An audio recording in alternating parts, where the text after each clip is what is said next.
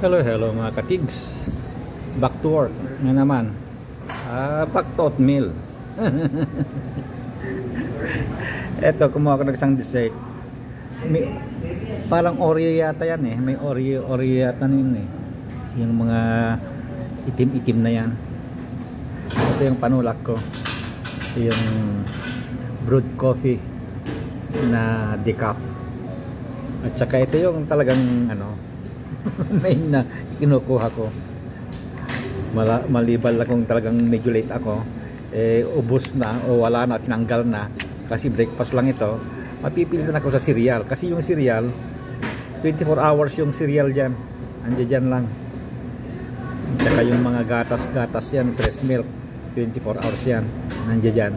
Hindi gaya itong oatmeal, breakfast lang ito, tatanggalin na yan pag pag 9 yata, 9 parang ganun yata, 9:30 o parang ganun o mag-alas 10 kasi alas 10 open na lang ng lunch up to dinner na yon.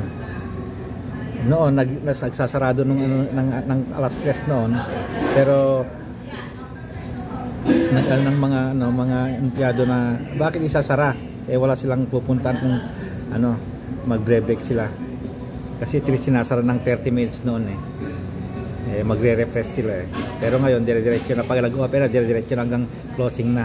Okay, kain na, tama na yung daldalan. Bye bye.